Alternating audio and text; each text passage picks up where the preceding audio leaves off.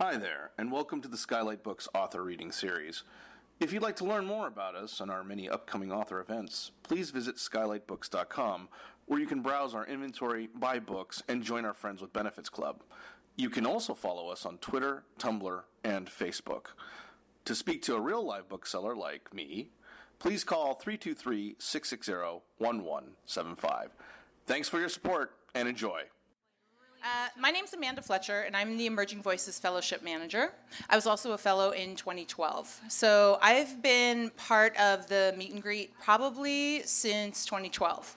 Every year we have fellows come back. They write a little essay about their experience in the fellowship and answer any questions you might have. We talk to a past mentor.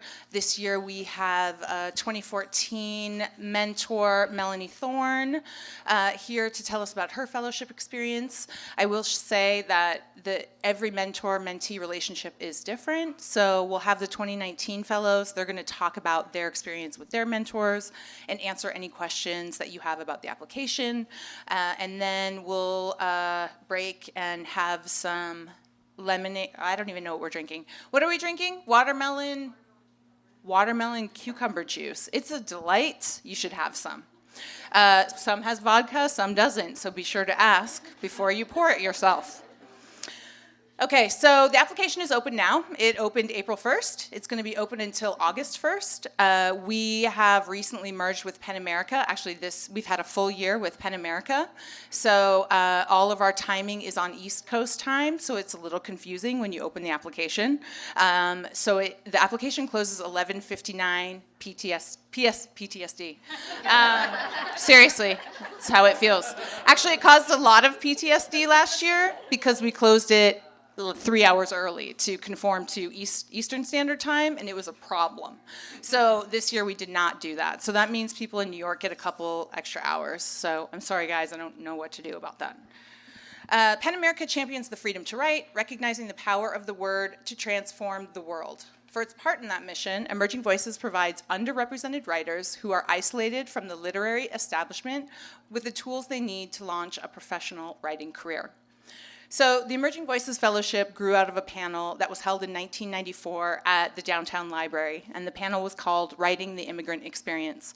And what Penn learned, or the outcome of that panel, was that writers, mostly Latinx, first and second generation writers, females, were not getting published. They couldn't find their way to classes, they couldn't find mentorship, they couldn't find professionals who were willing to publish their work. So Penn's response to that was the Emerging Voices Fellowship, which began as a literary mentorship in 1996. So over the last 23 years, it has morphed to include 3 public readings, hosted author evenings with professional writers, editors, publishers, agents. UCLA Extension Writers Program donates 12-week classes, 10 to 12-week classes to 10 weeks. Melanie Thorne also teaches at the UCLA Extension Writers Program, so she can answer that a little bit. That's good, you can talk about it. So it has morphed to include all of these elements, and it continues to change every year. So what we do from year to year is we do a final evaluation. We ask the fellows about their experience, what worked, what didn't, if anyone has suggestions moving forward, and when possible, we incorporate those. So a perfect example, do we have poets? Any poets in the audience? Yay, hi poets.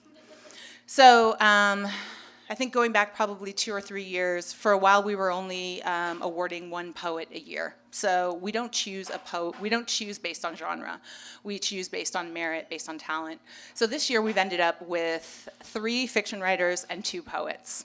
And prior we've heard that we weren't really offering poets the same amount of training and professional skills as we were offering the prose writers.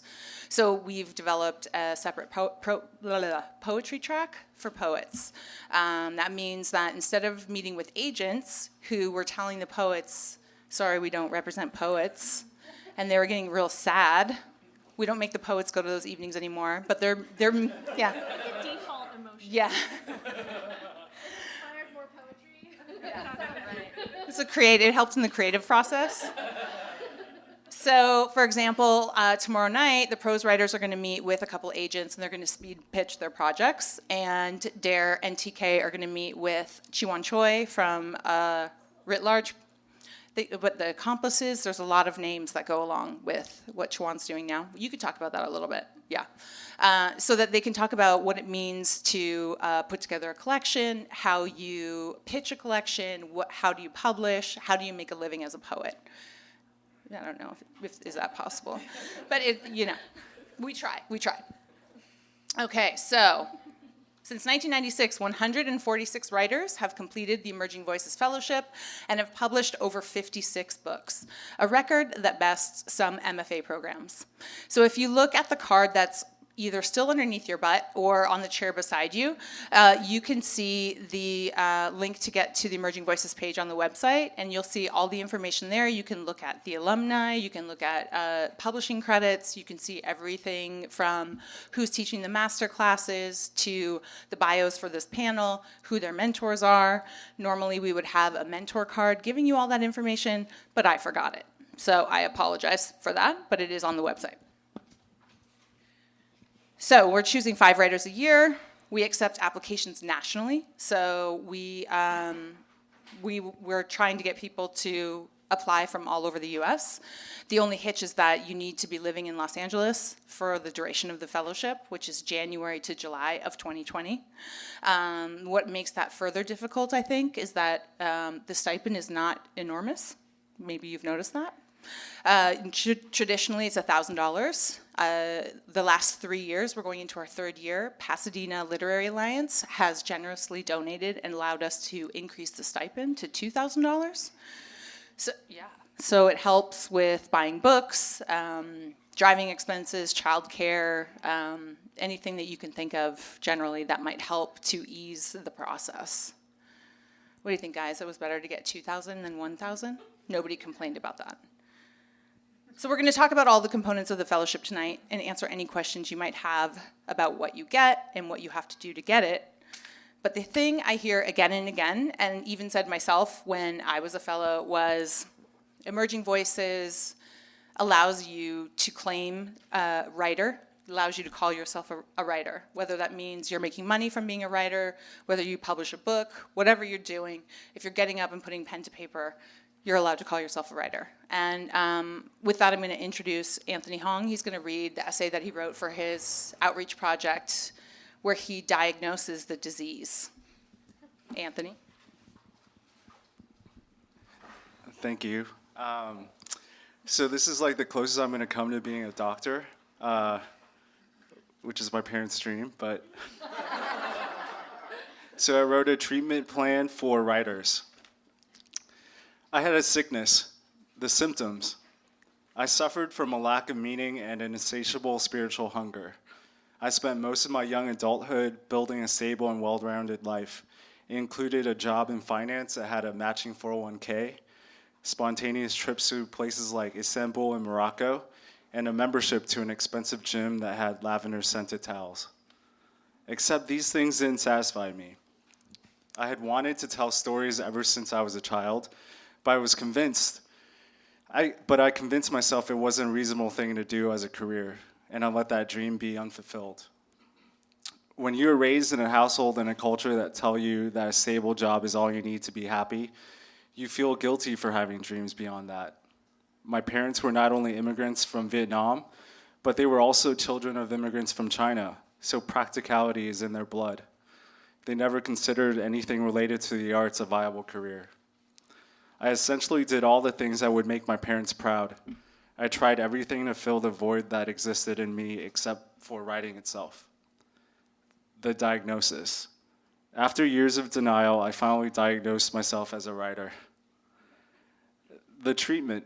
Admitting that I was a writer was the first step, but in order to treat my ailments, I knew I would need to take writing seriously. When I finally set pen to paper, I felt an inkling of my hunger being satiated. I spent the next 3 years working on a novel.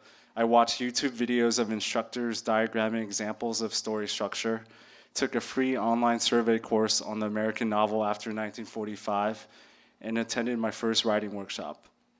Eventually applied to the Penn EV Fellowship. The fellowship was the ultimate embodiment of taking writing seriously. Heck, there was a syllabus and only one excused absence. It was what I needed. It included UCLA extension courses, one-on-one time with my terrific mentor, James C., who left me with 2 pieces of advice I will always keep in mind. No writing is wasted writing because it all goes somewhere. And number 2, you just can't make your story be about something. You have to write in order to find out what your story is about. I remember when I got into the fellowship, I sat down to explain exactly what a writing fellowship was to my mother and what it meant to me. When after an entire evening, she still didn't understand why I was taking time away from my job to write fiction, I broke down. I looked her in the face with swollen eyes, and I told her I had a chance to be really good at something for the first time in my life. We sat quietly afterwards. I could see that she was attempting to say something, perhaps words that would comfort me, but couldn't. She instead stared at the tops of her hands resting on her lap. In the end, whether my parents were proud of me or not didn't matter. Maybe they will one day understand that what writing means to me, or maybe they won't. But I realized that by taking writing seriously, I was taking my own dreams seriously. Not my friends' dreams, not my parents' dreams, but my dreams. You should apply for the Penn EV Fellowship because it means that you're doing something for yourself, and sometimes that's the hardest thing to do. So side effects. There are side effects to this treatment plan if you choose to take it. These include a lifting of the spirit, a desire to write endlessly, wonderful friendships, and finding yourself in the process. Thanks, Anthony. So in the interest of time, I'm just going to direct you to, instead of reading everyone's bio, because then it's more me talking, and I know none of us need that, I'll direct you to the website where you're going to go anyway, because you're going to be applying for the fellowship, and that's where you find the application. You just hit the giant red Apply Now button, and it takes you directly to Submittable. Cool?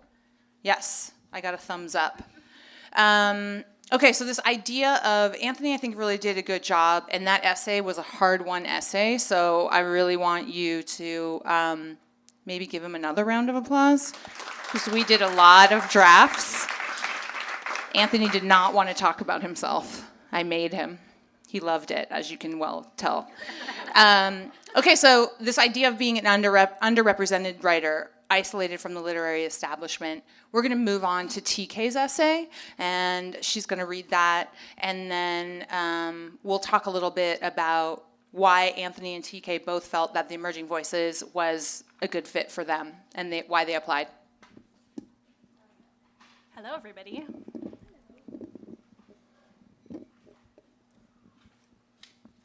For most of my life, I was convinced that my only inheritance as a child of refugees was fear and shame. From my father's constant anxiety that spies were following him to my mother's strident efforts to make me more normal, or less strange, I learned that staying small meant being safe. I made my way through most of my life making compromises with some core part of my being that I couldn't yet name, and feeling guilty about harboring a deep desire to be creative. And queer, but that's a different story. Along the way, I received signals that I took as warnings to stay small. I graduated college to be a journalist, just as the market crashed. All my mentors at my big magazine fellowship internship got laid off. I quit journalism and taught English in France. Every day I was barraged by direct racist and sexist comments, and from that experience, I began to see the ways in which the US hides these issues under convoluted policies and polite conversation. So I threw myself headlong into activism, joined efforts to build a leftist Vietnamese American movement. I burned myself out in very, very many flames, went to graduate school, fell ill, and decided against pursuing a doctorate. I took an 8-to-5 job in administration where I could comfortably pay the bills and retain good health insurance. And yet I continued to be sick and isolated from my community. My writing suffered. And yet it survived. I was writing, even when I didn't think I had the right to call myself a writer. Even when I was too afraid to say I wanted to write. I journaled, scribbled on scrap paper, dumped creative writing on Facebook, wrote blog posts, ran writing workshops. I researched and wrote a thesis on US empire in Vietnamese diasporic memory. I grieved the death of my grandmother, whom I was unable to see more than once in my life, by composing my first short story.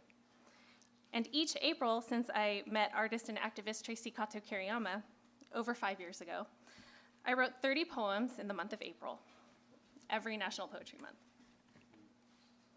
A lot of bad poems, but they're poems. My writing survived, and I did too. Survived enough to write a how-to manual or a poetry collection to comfort my future self the next time I feel lost. I survived because of people. People sustained the core of my writing and fostered it when I was unsure and afraid.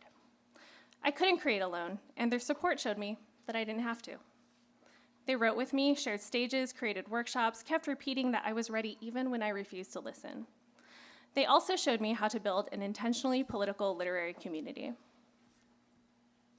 As more layers of the mask of US empire fall, I have been witnessing my friends and community members grow more afraid. In increasing incidents, they are targeted in public restrooms, threatened with deportation, and attacked in their safest and most sacred of spaces. Everyone I love is exhausted, sick, and dying. There is no time left to be small. This year I took a risk. I called myself a writer, and I started to write the way I needed to. These parts of my past, these careers and movements I was a part of and subsequently left, and the things that happened to me are no longer sources of shame. There's no reason to hide the fact that I came into myself the way I did. The winding road I took to get to where I can call myself who I am gave me the ability to write the stories, poems, and essays that I do. My past helped me to name and call to the people for whom I live. The PEN America Emerging Voices Fellowship has afforded me time to focus on my writing. I'm connected to resources to structure a creative career that makes sense for me. I am part of a lineage of writers whose work I admire, and that's pretty affirming to know. Vicky Vertiz, my mentor, she's given me really sharp feedback. She's been generous with her time, and she's empowered me to aim higher, try more, and to try again. I didn't inherit shame and fear from my parents. They were holding what oppressive institutions foisted upon them, both from Vietnam and in the US. Rather, I hold this weight consciously, and I learn from it. What they did transfer to me, somewhere deep in my bones, is a desire to keep living, to keep going in the face of every system that operates to make me feel worthless. What I have gathered along the way are the tools to make our pasts and our years of experience to help build big, reclaim space, to work collectively toward a new, self-determined future. With political action and creative imagination, we can tear down the borders, gates, and regimes that try to fool us into disbelieving our own power. I don't know what is to come in the years ahead, but I can no longer afford to be afraid. Thanks, TK. So I feel like your essay itself was really clear about why you thought Emerging Voices would be a good fit. I'd love you to kind of talk about this idea of people and community, because it is such a huge part of Emerging Voices. Maybe talk about the professionals that you've been in contact with through the fellowship year. Say something about author evenings. Me? Yeah. Or like in general? No, well, it can be in general, but I was thinking you. Okay. So to address the first part about people and community, I think a lot of times in the society that we live in and the way it's structured, it's built to like isolate us from the things that we care about, to negotiate like our needs, our mental health, in order to sustain living in a certain way. So addressing that part, I think it's really important to retain a sense of community and to be a part of community. So when I decided to apply for the fellowship, I kept thinking about like all the years that I spent not connecting to people, willfully not connecting to people because I didn't have the time, I didn't have the energy, and I didn't have the money to do it. So that's like part one. Okay. Part two about like building a career and building a professional life. That's definitely something that the Emerging Voices Fellowship has provided, like access to agents, access to publishers, like even knowing what that process is like, because I had no idea. I was like, I want to fucking write a book, and that's it. Like, whatever, just throw it on. To actually figure out the logistics of what a manuscript is and what the process is, that's been very helpful as well. Great. So that's a good point, that sometimes being isolated from the literary establishment could be something that we've kind of done to ourselves to some extent. And basically being isolated, being underrepresented, we don't fit into a neat definition of what that means, because applicants vary from year to year. And the short answer questions that are attached to your application that are going to accompany your work sample, they're going to ask you why you feel that you've been isolated from the literary establishment, or what it means to you to be underrepresented. And that could be, that could mean anything. Basically, it's just making a compelling argument for the selection committee, ways in which that has happened for you. And that could be very obvious ways: race, gender inequality, gender identity, socioeconomic status, geography, like maybe people that are from Kansas, can't seem to find resources. Maybe they want to come to Los Angeles and become a part of this literary community, get these contacts so that they're able to move forward in their literary career. I know that for myself, I write creative nonfiction, so I write, there's no secrets about how traumatic my life has been. But at the same time, when I applied for Emerging Voices, I have a degree in kinesiology, and I was a personal trainer at a gym, and it's I didn't even know people who read books. And I'm not joking. My dad, if my dad has ever read an actual book that wasn't the TV guide, I would be surprised. And that's not me being a jerk about it. That's just a fact. So those were the people that I came from. So I think that you can convince us of anything, as long as you believe it to be a fact. I would encourage you to apply, even if you feel this isn't for me, because that's not necessarily the case. Melanie and I were talking before the panel. I applied twice to the fellowship. Who else applied twice? TK and Fajer, that's what I thought. So the first year, if you don't get it, it doesn't mean your writing sample isn't good. It doesn't mean you're not a good fit. It just means maybe there was someone, even just one person, who needed it a little bit more, who was a little bit better of a fit, and that means next year you could get it. So, or maybe you're not as far along in your writing sample. I think Fajer, first year you had a short sample. I had a short sample. Yeah. Send them the limit. All right. So my first year, I sent the application, and I don't know if you guys have looked at it yet, but it's very long, and you need to not wait till the end. But even if you don't get in, I think it's worth spending $10. Is it $10?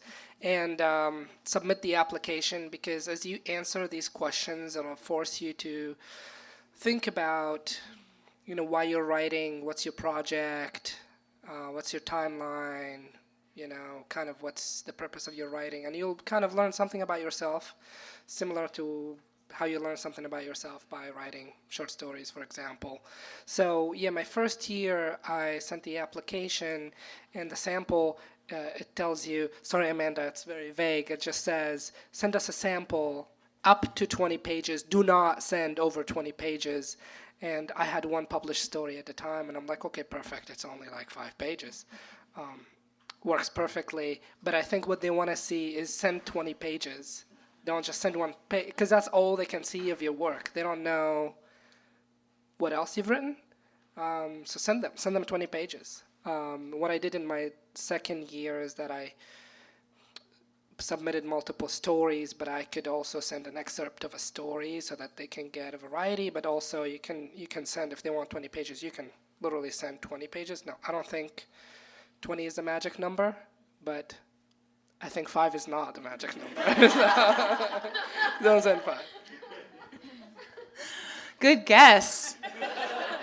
So I think it goes back to who you're being compared against. So if someone else is really talented and they seem like they'd be a really great fit, just as good of a fit as Fajer, and Fajer only sent 5 pages and that person sent 18 pages, we have to start asking ourselves, how far along is Fajer in his project? Is he ready for the input of a mentor? Does he have, the mentor agrees to look at 50 to 60 pages of prose. Oftentimes, they look at a lot more than that. They're not expected to. So, I don't even like to say it because I don't want people to get their hopes up. But last year, Lilian Rivera looked at Angela's entire manuscript. So if Fajer only has 5 pages, what's the mentor going to comment on? And if it's also a story that's been really polished and it's had a lot of eyes on it already, how is the mentor going to help that person? So even though he gave us a very short sample, he still made it to the interview round. He's being modest. And can you talk about what that experience was like and like the feedback that you got? Yeah, absolutely. So yes, I got an interview. It's exciting. The interview, they did ask about the sample, and they asked about how, at the time I didn't really know what, kind of if I ask you, is this right for you this year or next year? Now I know the more you have, the farther along the process you are, the more you'll get out of the fellowship, because there are nights where they're talking about, okay, how do you talk to an agent, and what's the publishing process? Is if for you, this is like 10 years down the road. If you do it in 9 years, it'll probably help you a lot more, if you're going to send the mentor more work than if you don't have it yet. But so I did the interview, and I didn't get in, but I got this really thoughtful email with feedback from everybody who interviewed me, and they said, look, here are some things that we think would really help you, even though you couldn't get in, like, read this, read that, do this workshop. There is this free workshop at Beyond Baroque. There is this book on craft, and I really appreciated that they took the time and sent it, because they definitely didn't have to. And it wasn't just one person's advice, it was 5 or 6 people. And it was some great stuff. And, I had a year to do that. So, I really did take that advice, and I went and I, did a lot more workshopping. I submitted a lot more stories, and, I had a really great year, the year between I applied. And now I published some more stories, and, in the second round I need to send 20 pages. But also, I think that feedback was great. So if you're kind of not sure, I'd say apply anyway. And, the feedback, just the interview process, doing the application, and the feedback you get is great. I agree. I agree with all of that. And also, this idea of what does it mean to be an emerging writer, it like I said, it varies from year to year. Like Fajer said, whether you think you're ready or not, just apply. It teaches you to talk about yourself as a writer, really think about your project, what you hope to accomplish, how to move forward. It can kind of help you with goal setting. Fajer had a great year in between, and when he came back the second year, it was almost like, oh, does Fajer need us? And I was like, oh my God, that was my fault. I told Fajer to do all that stuff. So it is kind of this amorphous thing, like, am I ready? Am I too prepared? Do I have too many publications? Do I have not enough publications? So it's kind of this question that's really hard for me to answer, and why I encourage you to apply wherever you are on the spectrum. If you're already writing for the New York Times and you have a byline, or you're like a regular contributor, chances are you probably already know agents, editors, publishers. You know how to pitch, and the question becomes, what skills are we able to offer you? So those are the situations where I'm answering emails, and I'm kind of like, when it says somebody who's already working as a writer, because honestly, the more the internet, there's so much content that's being created for the internet. A lot of us, I don't know, how many people in here have written something for the internet? Yeah, you're allowed. It's okay. You can put your hand up. And that doesn't disqualify you, So I just wanted to put that out there. And we're all this panel itself is all at completely different levels. Anthony, do you want to talk about how many classes you took prior to this? Because TK obviously had taken classes and you went to Vona. Yeah, so TK had quite a bit of experience. Anthony did not. So talk about your writing. I took half a class with Steph, which is Judy's mentor, but I dropped out because I was like nervous to show my work. And then I took one full class workshop at Writers Workshop LA. And other than that, I was just writing alone, because you read, like in books, you have to find your voice. So I was just trying to find out what I liked about my own writing. And I think that's good, but then the drawback is it's really lonely, and you're like talking to yourself. You don't know if your story is making sense. It's like even if you attempt to workshop it on yourself, that's like difficult. And it's all because like you don't have feedback. And what I learned from this program is writing is communicating between two people, the reader and the writer. And if you don't have the reader, you can't become a better writer. And this program is like sharing your work, teaching you how to strengthen that muscle, I guess, right? How many pages did you have when you applied? I had like 800 pages, and One class, 800 pages. yeah, but I'm like a hoarder, so I have a lot of stuff. It's hard. I would get really nostalgic, so it's hard for me to cut stuff. But yeah, 800 pages. But then my mentor told me, no one's gonna buy an 800-page book. You're not like David Foster Wallace or anything, so you're not that kind of writer. So it's really, and all the fellows, they're so good and precise that when we shared work, it was just like Fajer was like, you should cut this, you're using too many articles in this sentence. And then I was like getting nostalgic about the articles. But it's just like it stretches you in so many different ways that you can't by yourself. You know, no matter how much you study, you need people to see your work. Good, thank you. I'm going to pull in Dare Williams because he's sitting down there looking all left out. Dare, will you read your essay for us? Because you have Dare's a poet, and he has his own path to emerging voices. Let's talk about it. Thank you. Leaving the light on. Have you ever gone along with a lie because it seemed easier than to go after what your heart wanted? In my family, seeking a career in the arts was met with resistance rooted in fear. It was never something you did in public, and certainly not as a profession. I grew up in a household with a lot of colorful characters. Men who tried to be fatherly but had their own limitations. Men like Keith, who my mother married twice, a landscaper heavily addicted to drugs. His hobbies included yelling at the bug light we had in the backyard and screaming into the canyon. He was in constant conflict with his situation and thought life had wronged him in some way. Keith held a lot of power over the house with his anger. As a result, I did a lot of hiding. If I could be unseen, then I could roam freely and not be a target. I sought refuge in books. In a bad neighborhood, a good book is a safe house with the porch light on, ready to be entered. My childhood home had a big bookshelf filled with self-help books. No one was cracking open, clearly. But at the top, smushed together, were dusty black leather-bound anthologies containing words and forms I had never seen before. They felt sage-like, filled with wisdom. I was fascinated by how the words rearranged themselves on the page to describe a feeling or an event. How lyric and rhythm flowed together to serenade me into wanting more. These sonnets, sestinas, haikus, free verse, villanelles had power over me. Poetry, the punk rock of the lit world, was seducing me. I was falling in love with language, what language could do. What I was reading was the antithesis of what I was hearing in my house. I never wanted to be home, so I walked around my neighborhood ruminating. I have learned that the wellspring of my loneliness has always been rooted in the position I hold in the world as a queer citizen.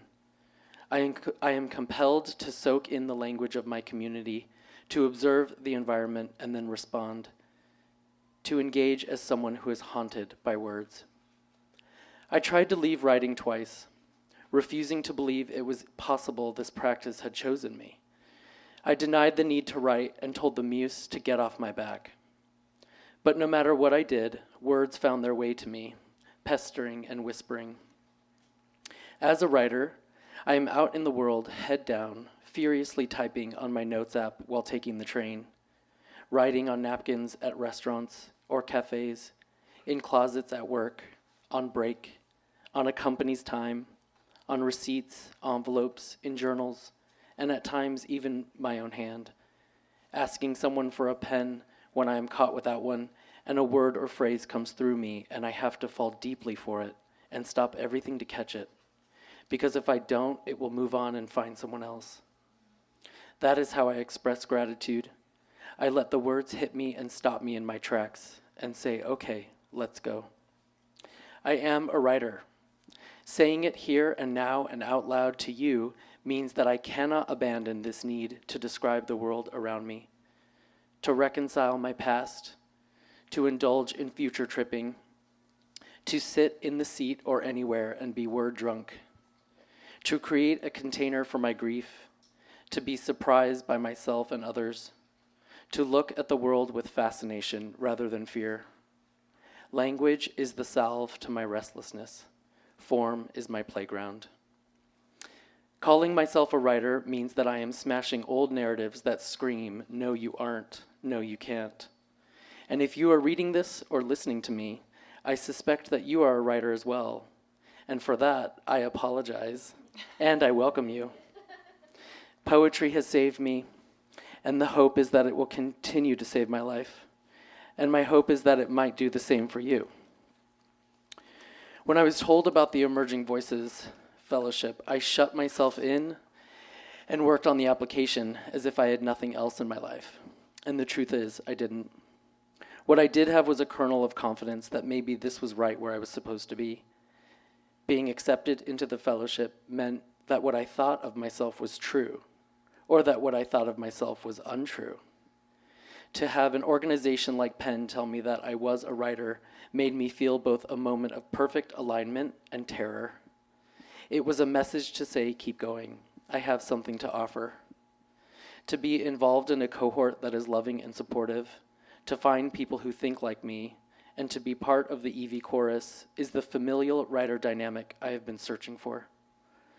My mentor, Seshu Foster, gave me this. The answer to your question, what do I have to offer as a writer, is twofold. You have your individual experience, if articulated, and second, you have your own unique syntax and diction that expresses your point of view. Forever a student, I work against my own fears and know-it-all attitude to shape my experiences. Writing helps me to get to know both my ego and my id. Emerging Voices has given me a renewed sense of what it is I'm trying to do here. In my searching, my community engagement, bridge building, my love for my cohort, for the authors that have come before me, for the mentors who have paused in their process and work to give back, and for other writers whose voices have been squelched by a loud household, by a society who wants to silence them. I want to say now that we are here. We are looking for you, and we see you looking for us, and the door is wide open for you to claim yourself, to welcome words and language into your life. Your stories, your essays, and your poems need you to tell them, because we need to hear them. Dear reader, I used to ask myself, who am I to say such things? And now I am slowly accepting the heavy and tender truth, who am I not to? Beautiful. Thanks, Dare. So, the EVs get to take part in genre-specific masterclasses. So the prose writers all got to work with Alex Espinoza this year. They workshop each other's pages. Alex gives them written comments. And then poets worked with F. Douglas Brown. And we invited, year was the first time we've done this, but we had a couple other poets that made it to the interview round, and we invited them to take part in the masterclass, so that we were populating the masterclass with master poets, and we were also kind of expanding the reach of the fellowship. So I think that was pretty cool. But I don't know, I wasn't there. Dare, tell me. What do you want to know? Tell me about your masterclass. How was it? Yeah, so masterclass was taught by F. Douglas Brown. And for me,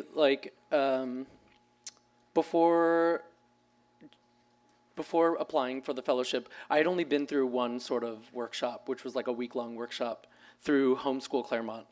Who did you work with there? Oh. Just brag a little, name drop. Robin Cost-Lewis, Don Lundy Martin, Eileen Miles, Solmaz Sharif, and Carmen Jimenez Smith. I love how you paused after each name to like mic drop. That was good. Yeah, and so the masterclass was incredible.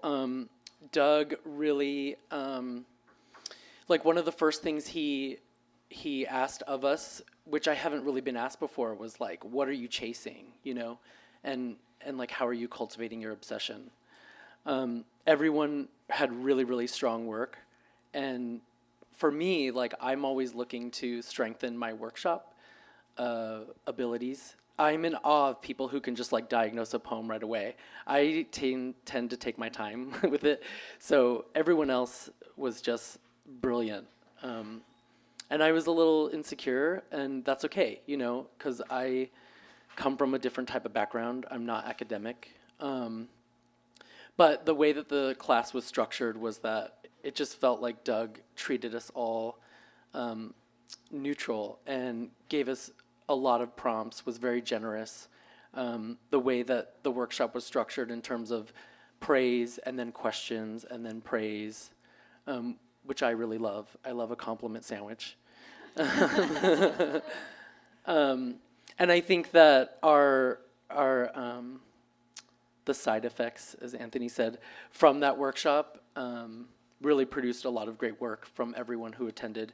And also he left us with prompts that I'm still working on. So it lives on. I think it's interesting the word master, like master poetry class. Like how did that, TK, do you want to talk about that? Like how does it feel to take a master poetry class? Like what does that mean? Or Dare, would you prefer Dare answer this question? The word master is really weird for me. It is weird for me. That's why I asked you. Agreed. I hadn't ever taken a poetry class before, so I had just been like workshopping with people and doing like ad hoc, you know, poetry writing circles and things like that. So to actually sit and to workshop and to rewrite and reprocess and try different structures and different form and different content, it was an interesting way to rethink how I wrote, because it just came right after National Poetry Month, so I was like doing a poem a day, and that's such a different process than sitting with something instead of saying like, okay, on to the next thing. You just like actually have to sit and like look at it. So it was good to have a structured way to look at poetry differently, and then to see what other people came up with based on the same information. Good. Okay. And then jumping off that, so Dare had gone to Claremont for that retreat? Like, what's it called? It's called Homeschool through the Claremont. John Ashbery School, and it was Okay. the first time they brought it to Southern California. Okay. Normally it's in Hudson, Okay. New York. So part of, it's not just learning about your genre, it's kind of learning skills to take with you out into the world. So as a writer, every writer, you're gonna have to write a personal essay at some point. So the last 2 years, we've brought in Melissa Chadburn to teach an essay writing class. So Melissa's written for the LA Times, New York Review of Books, BuzzFeed, Long Reads, American Public Media's Marketplace, and dozens other. She's a contributing editor for the Economic Hardship Reporting Project. Dare, how did it feel to write an essay instead of a poem? I already know the answer to this. I just want him to talk about it. I had not written an essay in a very long time, so we actually went through a few edits, but it was good. I felt really good about getting pushed, and it sort of lit the fire for me to explore writing other essays. And I think that, like, in the editing process, I was, I kept most of my language, but it could be really, like, watching in the Google Doc editors just slash your work live is like, ooh. But there is an opportunity to detach from the work and not take it personal, and then pause and say, okay, like, I do agree, this is, I am just like splashing words on the page and there's something here, but there needs to be some brush that needs to be cleared. And sometimes that has to be done over and over again. And it's different than normal revision in poetry. Because in poetry, I'm like, that line, kill your darlings, right? Like all over the place. But the essay just felt like it hurt a little more, the editing, and then I had to just detach, and we got it. Good. I was proud of all of you guys. I just wanted to tell you. Great essays. So I kind of want to go to Fajer and have him read his essay, because it is wonderful. Because I like to transition into talking about the public readings and the voice class with Dave Thomas. So I'm going to have you read your essay, and then I want you to talk about the reading at the Virgil. Okay? Wow, these are kind of contradicting, because the voice class teach you how to read very well, and I'm not going to do a good job at this essay because I have not rehearsed at all. Here it is. I thought I'd be good at this kind of thing, talking about my experience. I've done it in countless job interviews, speaking about why I applied to this particular position, what I love about my current role, and what sets me apart, where I see myself in 10 years, and the list goes on and on. And every time I gave answers, they sounded just a little bit better until they became perfectly polished, so much so that I almost believed them myself. On the other side of the desk, I asked the same questions that were asked of me. I started my career in restructuring, which is industry lingo for helping companies in financial distress. I knew very well that no one grows up thinking they want to be an analyst, and no one has a passion for bankruptcy. But I expected to hear exactly that, because that, like it or not, is the standard to get in. So now you ask me about my experience in the Pan America Emerging Voices Fellowship, and my instinct is to draw from my prepackaged, polished answers, to tell you something you expect a writer to say, like how much a book inspired me, to give you something you approve of. It's true. The EV classes are effective, the events are rewarding, the readings are fun, the connections are valuable. But just like any job, the true experience is not a bullet point on a piece of paper, but something unique to you. What I've learned from the fellowship is to refuse what I used to think was expected of me, to call myself a writer. Mimicking the numberless books by white men, or giving readers exotic details they presume a token minority author should provide. If I hadn't learned to refuse these expectations, maybe one day, perhaps without being aware of it, I'd expect the same from other emerging writers. I've written stories about Syria because I wanted to talk about the people, not politics and war tactics. I didn't know whom I was writing to, so I over-explained. I elaborated on things every Syrian already knows. My classmates told me they wanted to know what people eat at Syrian weddings, what they wear, what cultural differences there are. So of course I added sentences about the tabbouleh and the baba ganoush, about the garlic scents and the folk music. I even changed the wedding venue, the guest list, the live band, to be just a little more Syrian. That's what my readers want, what they demand. In the fellowship, I found a new world. In this world, there are Latino authors, Asian poets, African American instructors. There are female characters that are not wives and sisters. There are homosexual men who are not background props. And these authors, they're not explaining. They're not apologizing. They're not writing about the spice market. They're bold. They're true to their characters. They're challenging the roles our society predefined for them. So now when I write a Syrian wedding scene, people go to a westernized venue. They drink Johnny Walker because that's what they consider luxury. They play disco music and wear suits and ties. And that's okay. They drink arak, and I don't explain what that is. That's also okay. I get rejected from magazines and journals I like. When my stories get published, some readers will be disappointed. They'll want more. That's okay. because these are the stories I want to write. Thank you. So I'm going to quickly jump off there and talk about author evenings, because Fajer spoke about some of the people that he's been meeting during the fellowship. So the way the author evenings were chosen this year was we waited to see who was going to be a fellow and read their work and kind of tried to figure out whose work was going to be in conversation with who. And then we reached out to certain writers and asked them to come meet with the fellows. So an author evening usually happens on a Monday night. It's 7 to 9 p.m. We have snacks. The author comes to the office. On the rare occasion, we go to the author's house, and the fellows read their work, and then they come to the evening prepared with questions for that writer. So, for example, we had poet Morgan Parker, we had short story writer Dana Johnson, we had Viet Thanh Nguyen, creative nonfiction, fiction writer, Pulitzer Prize winner, we had, I was like, that's right? Victoria Chang, who has been a mentor, is also this incredible poet. She's now running things over at the Antioch MFA program.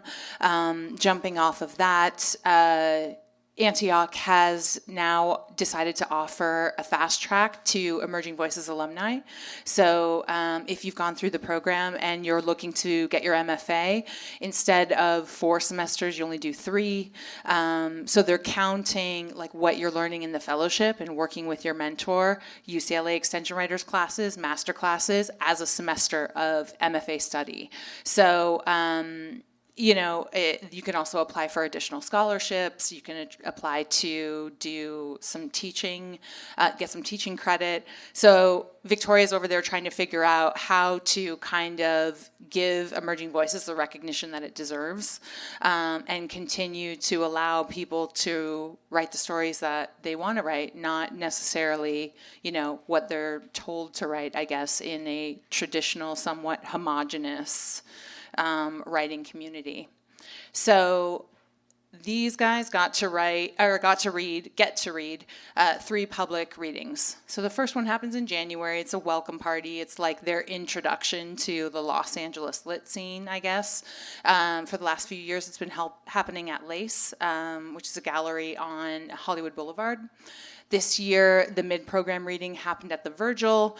It's more of a fun, bar setting. There's a band. And then the final reading is going to happen Tuesday, July 23rd at the Hammer Museum. We're very excited about it. It's very fancy. People get to get dressed up, and, you invite everyone. It's kind of like your graduation from the fellowship. But prior to the reading at the Virgil, the fellows get to take part in a voice class. So Dave Thomas is a voiceover actor who's been doing, Home Depot commercials, NFL commercials. He does a character on King of the Hill. He's been on Family Guy. He's been teaching us how to read our work in public for 10 years. So Fajer, this year at the Virgil, decided to run with the information that he got from Dave Thomas and memorized his entire piece. So made everybody else look like they had to step up their game to some extent. Also, Fajer, now, are you going to do that for the final reading? So will you talk about the voice class and what you got out of that? Yeah, sure. That actually is my favorite part about the fellowship. It's only one day. It's an all-day thing, but I thought it was great because a lot of writers, when I hear them speak, they, just flat read, and it's, often you feel like you're being read at. And so Dave, who's not a writer, but, he's so incredible. He actually gets the writing. He'd be reading something, and he's like, oh, you mean this? And I'm like, wow, he really gets it. But he's not a writer, and he brings this perspective from someone who is a voice actor, who's worked in entertainment, and telling you how to keep the audience not entertained but engaged. And it's a very emotional class. I think Amanda was telling me that every year someone cries, and because you're writing stuff that are very personal to you, even if it is fiction. And he really challenged you to get in touch with yourself and not kind of create that distance and just read it, be like, I don't want to write like a token. He's like, whoa, wait, like you got to really think about that and say it emotionally. So for me, actually, in the class, I got to go first. Big mistake. If you take it, don't go first. And he would stop you. He stopped me, I don't know, what do you think, guys, like 10 times? And it is not like, it is in a friendly manner, but it's not very, I don't know, soft on the emotions. And he would stop me. He's like, whoa, after the first sentence. And he would say, is that how you talk to your friends? Do you just read? It's like, there was a man and this man was going. I'm like, whoa, is that how you talk to your friends? Don't you say, hey, there was one time, I was walking down the street. And I'm like, no, that's not how I talk to your friends. And his point is that's not how you should read. So he would record you and give you tips, but he would stop you and give you so many tips. And he would give you some examples of how he would read your work. And it's great. I mean, the way he says it is like, now that we've all done it, we can't go back to a flat reading. No, I'm really afraid that I am going to go back to a flat reading because we don't have him. But yeah, he's great. And he actually came to the reading and he heard us, talk. But, I guess the biggest tip, not just what you learned that day, but he gives you tips to rehearse. And he says you need to practice a lot, but he gives you some tips to how, you should read your work differently, what you should do when you're rehearsing. That way, you're really not going to master it that day. But if you really practice, your reading will be a lot different. Thank you. The look on Dave's face, too, when you went up there with no pages was kind of priceless. It was great. No, he was like enthralled. I think we actually got a photo that's like up on the website. So if you want to see the look on his face, it was like he had given birth to some extent. I don't know. He was really excited. It's true. He gets very involved. So we're gonna have Mel go last because this is a literary mentorship, so that's like the crowning achievement is like the mentor. So like we'll have you read your essay last. But Judy, will you read yours? Sure.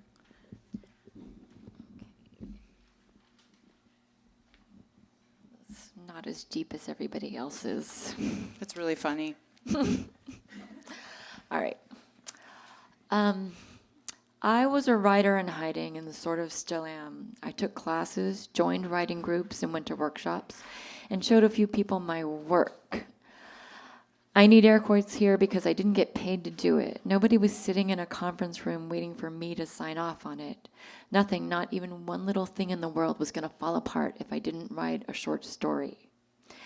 And I couldn't explain it to my 80-year-old mother without her getting super confused. You got a money for that, she'd say. No, Mom. Oh, come on. Why you got to do that one? That's how she talks. She's like, with a C, like, come on. All right, that's how she... So why do I got to do that one? I guess because I really, really feel like it. My brain isn't happy unless I've taken something I've seen, heard, or done and chewed it up and spit it out in a story that shows that we're all scared, fucked up, and frontin', and hey, that's all okay. We're just people. PEN America Emerging Voices gave me a place where I could say, I'm writing a book and not feel like a douche. From day one, they confirmed that you are indeed a writer, and though I don't go shouting it from the mountaintops, I have found a space where I feel legitimized as a person of words.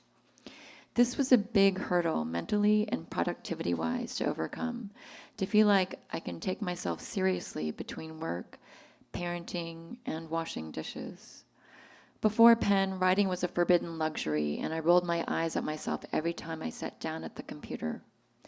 But it's different now, mainly because I am inspired by a cohort of people who are struggling to create and allowing themselves to commit to this messy process along with me. I am not alone in this, and I have help. And the overall community PEN offers recognizes writing not as a weird ego thing, but as an opportunity to grow, connect, express, learn, and support. I've met writers who have said things you just don't say, who've strung together words in impossible ways, who've made me ball my hands up in fists and bite my knuckles. I've learned how writers I admire approach the blank page and have been taken through the process. It's good to remember that as Kimye takes over the universe, there are still people out there writing good shit. I've been inspired and had a chance to get into the nitty-gritty of intention, theme, writing paths, and the Oxford comma. I put an Oxford comma in there just for everyone on the written page. Halfway in it has been a phenomenal experience to learn and grow with my other fellows. The feeling of engaging in an intensive project as a group while being guided by kind and talented professionals has been incredible. And there's usually cheese. Sometimes there's wine, but we don't really partake in the wine, right? Maybe once or twice. Or the cheese, if we're going to be honest. Oh, I hit that cheese so hard. You guys don't eat the cheese. I eat the cheese. The nuts are a big hit. It's just so. Noted, Joanna. More nuts. Another big thing, though some aspects of writing will forever remain a mystery to me, this fellowship has cleared the smoke around the business of writing. I used to view the literary world as an abstract entity where maybe things just happen or maybe they just don't.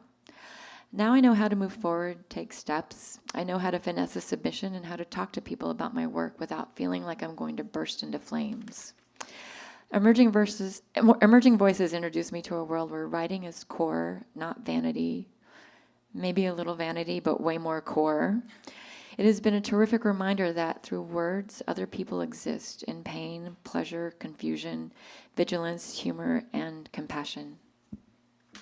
See, you got emotional at the end. You had all the feelings. It was the whole range of emotions. Did anybody cry? I don't know.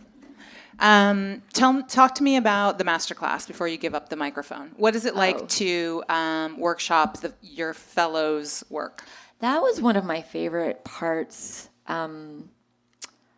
of the fellowship, and I feel like the people in my masterclass want to continue it, and we probably will continue it on our own, given the time. But it was pretty amazing. Alex, our teacher, is amazing and very giving, and he has a very keen sense of what's working and why. So basically, we submit, 20 pages for the master each, and then per week, one person is workshop per week. And it's a great way to learn about the process of writing, but also the feedback is so incredibly helpful. As Anthony was saying, it's like you can't really do this in a vacuum. You really need to know how it's hitting the reader. Otherwise you're kind of singing without hearing yourself. You can't really tell if you're off, or it might sound fine on key to you, but maybe it's not really sounding great to somebody else, or maybe something that's you thought sucked is really working. So it was just amazing to get that feedback, and I think I've been in a lot of different writing groups, and I've been in some classes, but there was something about this group that I really trusted their opinion.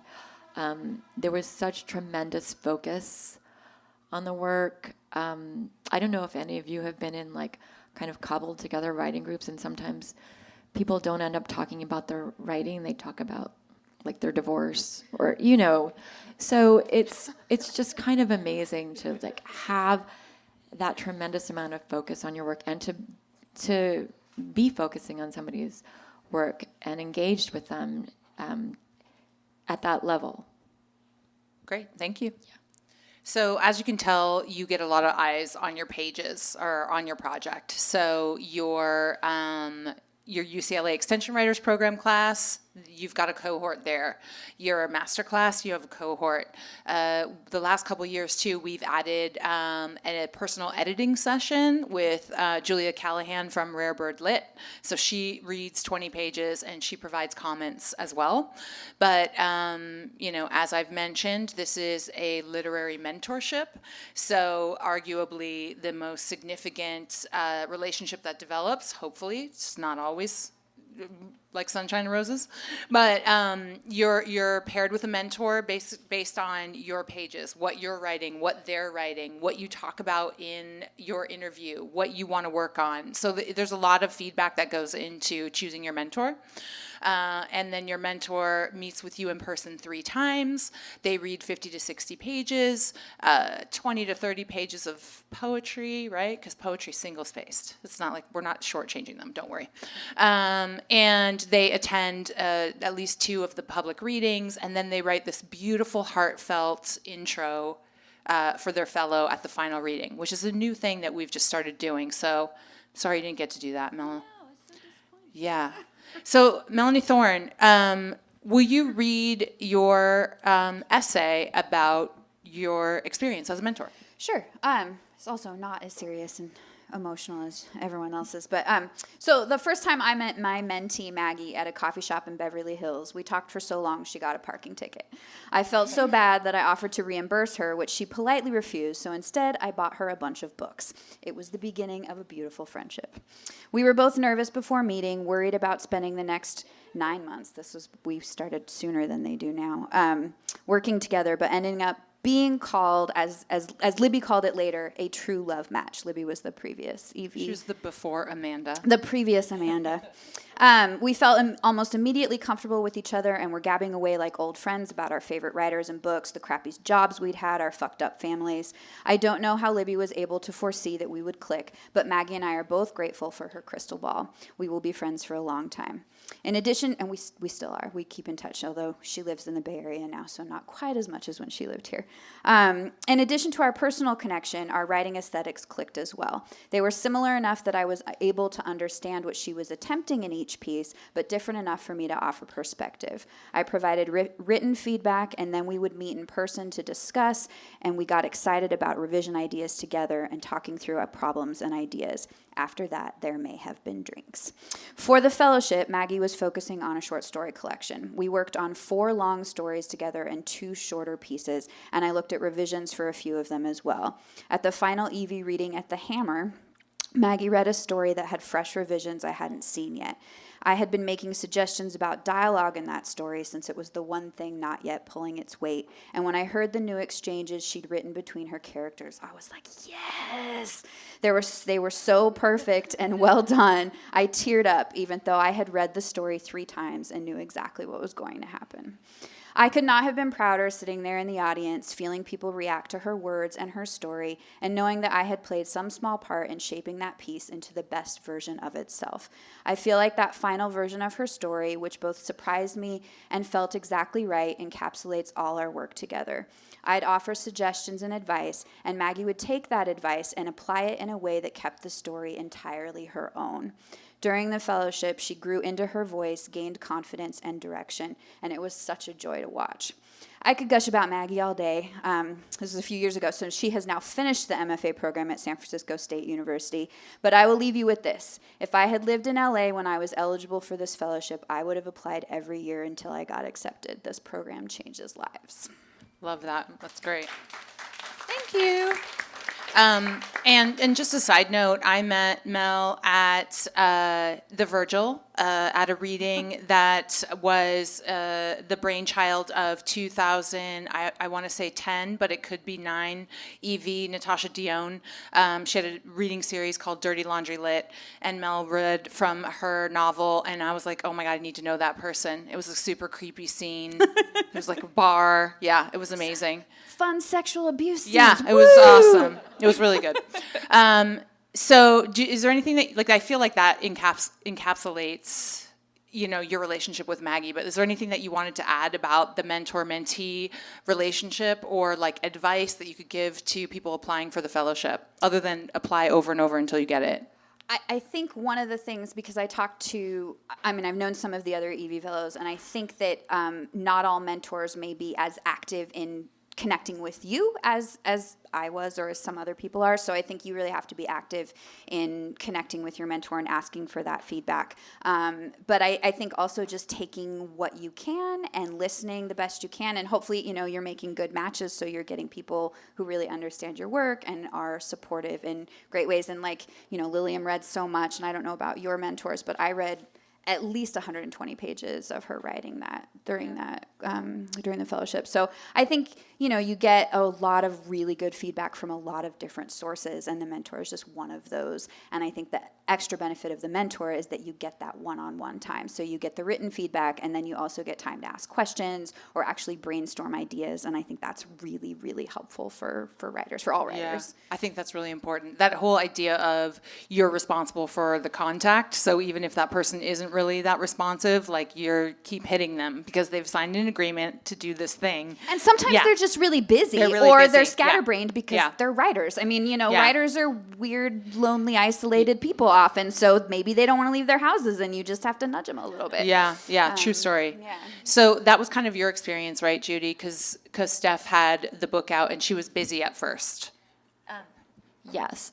So my mentor is amazing. She's got an incredibly critical eye. But one thing, timing wise, you have to understand that your mentor has a writing life as well. And she is definitely, when she's doesn't have stuff due, and all that, she made herself available. But some of these writers are going to be having a lot coming down their own pipeline. Yeah. TK, where are you at with Vicky and this potential collection that you're working on? Yeah, so my mentor is Vicky Vertiz. She's an amazing poet. And I had seen her before and really admired her from afar. So it was really great to have an actual reason to talk to her. We had been exchanging poems back and forth, or my poems for her to read, and then talking about submissions to places, very small structure that was easy for me.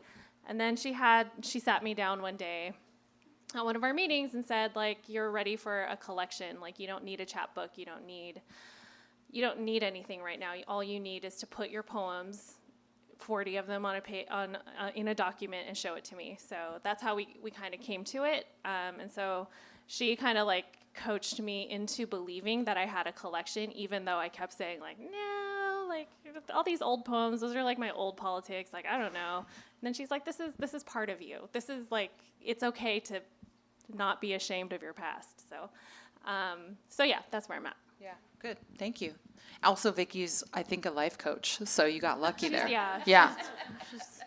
She's talked me through She was many things. life coaching me when we did the mid-program check-in. It was kind of amazing. I wanted her as my mentor. Yeah, she very lovingly facilitated me into believing in myself. Yeah, I love that. Yay. So, panel, is there anything you want to add before we ask the audience for questions? I love, as a teacher, this woman who's been taking notes the entire time is warming my heart. Right. It's been amazing. Yeah. She pulled out more paper from her notebook. It's been great. Good job. Yeah. You can also email me if you have any questions. This isn't just it. I'll still tell you stuff. I promise. One thing that I want to say, just don't wait till the last minute to apply. I remember when I applied, the questions just on the application, not the work itself, is oh my God, what? Another question? Yeah, So really take time to let it simmer in your brain, because these questions require a lot of thought and a lot of insight into why you want to be a writer, and what you think writing looks like for you. So definitely, if you are thinking of applying, look at it now. Start it now. Yeah, I agree with that. I think I'll just kind of say one more thing. One of the men down here said something about making sure that the application is really useful even if you don't get it. And I teach a lot, and I've had a lot of students apply to this program. And even when they don't get in, they say the exact same thing, that it was so useful, even just putting together the sample, polishing up a work sample that you have then to send out to other things, putting together the reasons that you want to write, and sort of clarifying in your own mind why you do this is really helpful. Yeah, thank you. The other reason you don't want to wait till the last minute is you're asked for 2 letters of recommendation, and until you hit submit on your application, those requests don't go out to those recommenders. So definitely approach them ahead of time and let them know, that you want this, so that the letter's ready, so all they have to do is upload it. But understand, if you're waiting until that last possible minute, then there's potential that we're chasing it down on the other end, and we give you some grace period. But I think last year we had 2 writers who were disqualified because we just couldn't get the letter from the recommender. You guys come to the final reading, July 23rd. Honestly, it's really cool. Yeah, and there's. Final reading's open to everyone. There's no RSVPs. You just show up an hour before the theater opens. You have to have a ticket, and it's first come, first serve. Tuesday night. That's when they do their programming.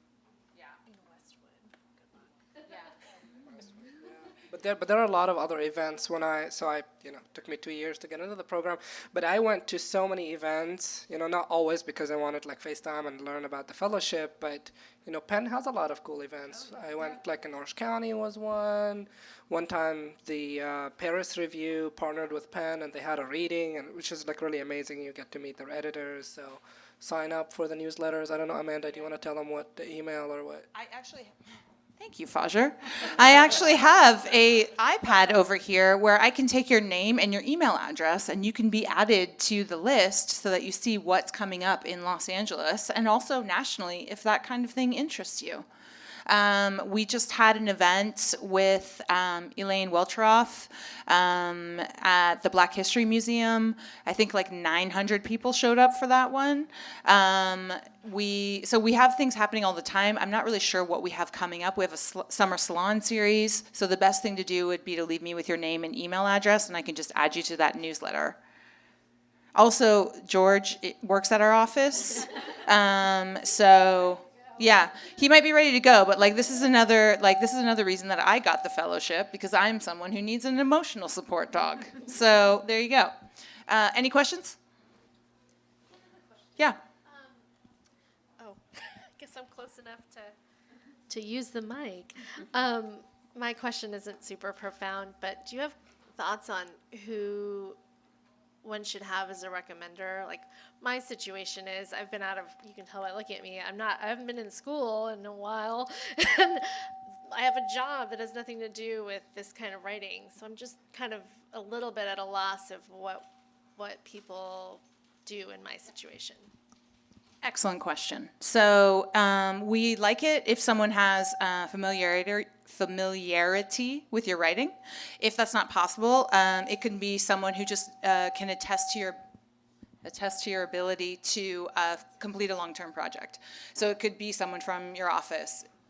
Is that just me? No. Yeah. It could be someone from your office. It could be someone from your, like a spiritual organization. It could be like someone from your CrossFit gym because you've been working out there for 6 months and you go 3 times a week. I don't know, but like anyone who's known you for a length of time that can say, yes, this is maybe something you all should comment on. This is an intense fellowship. Okay, and there are often multiple things going on during the week. If you have a kid, if you have a significant other, if you have a full-time job, it takes a lot to show up, to continue to show up. And as it stands, we're only, like Anthony mentioned in his essay, okay, George, you are allowed 1 excused absence. So we're kind of actually, due to the feedback from this group, trying to figure out how to best serve people who might have other things going on that might have kept them out of traditional education, workshops, that kind of stuff. Like, how do we best accommodate them? Does that mean we do less author evenings, have them come into also the office is in Beverly Hills. So unless you live in Beverly Hills, there's no freeway access to Beverly Hills, just so you know. I live in Long Beach. Fajer lives in Long Beach. It's a commitment to come into the office. So we want to know that you're going to be able to stick it out, basically. Yeah. Speaking of that, so I know nothing. I came to this because I'm trying to go to more writers' events, and I thought everyone was just going to be reading. I was like, let's go see some new writers. Yeah. So this is amazing, first of all. Hi. So I don't know, though, is this a 5-day-a-week situation? I actually printed out their schedule, so if you want to take a look at it, it's what they've done this year.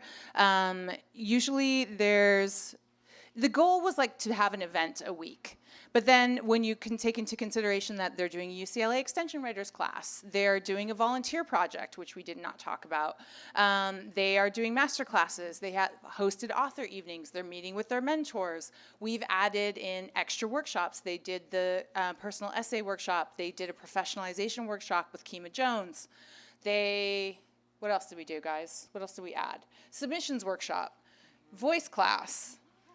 Oh, the one-on-one editing session is coming up. So that's that's a Saturday at the office. So it ended up being much more than that. And we're trying to jam it into 7 months. It used to be 9 months, now it's 7 months. So you can have a full-time job. It's a challenge. I think a lot of times with the full-time job, you have to kind of like ask for like concessions. Yes? From your office or whatever? Yeah, you have to. Yeah, it's on.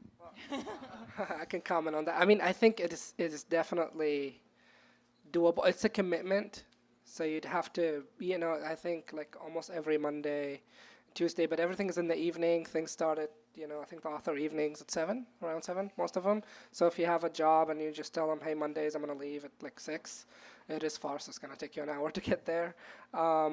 But, I had, my kid was, I think, a year.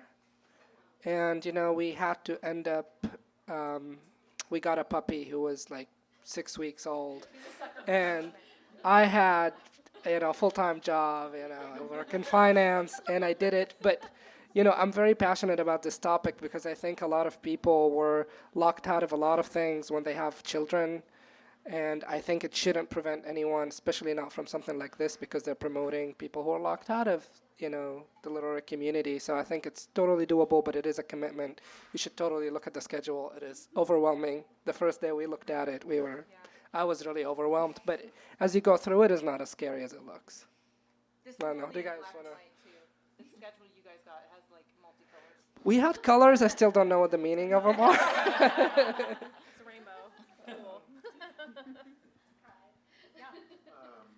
I'm curious what happens when a mentor-mentee relationship doesn't blossom in the way that you described. And Question. That's a good question. Do you want to sit? No, I'm fine. You can hold him. How do you feel about that? What happens when the relationship doesn't work out? So we have incorporated a mentor meet and greet at the beginning of the fellowship. So we didn't used to do that. So everybody meets in the same room and we go through the mentor agreement together. And I do this thing where I make them look in each other's eyes, like everybody look in my eyes, like this is the thing. Because people will say, yeah, and they're not looking.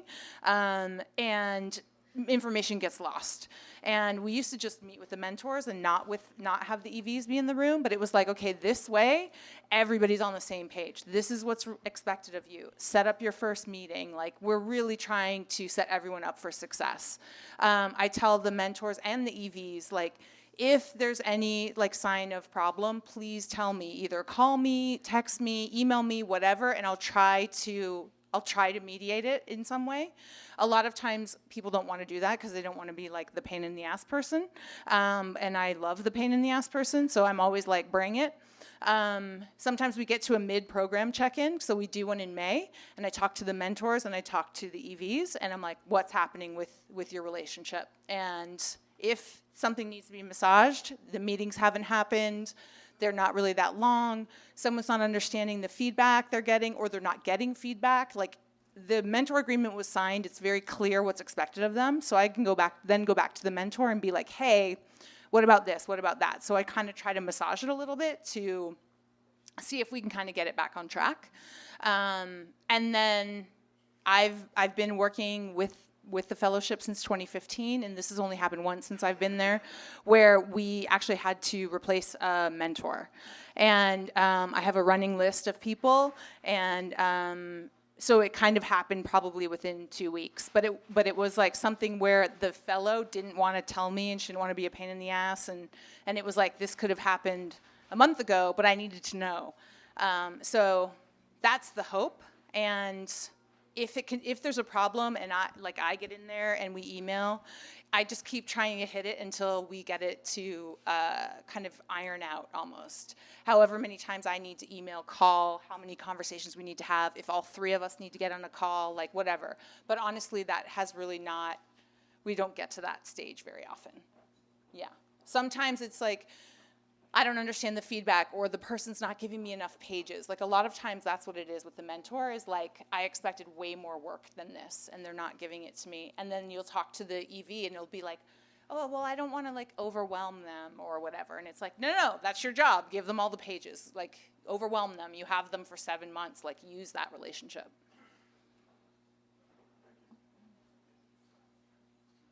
Yeah? Crickets. Okay, well, we're going to break. Please have a beverage. Joanne would love to help you out with that. There's plantain chips. They're my favorite. Come talk to me. Come talk to anyone on the panel. Thank you so much to the 2019 EVs, to Melanie Thorne.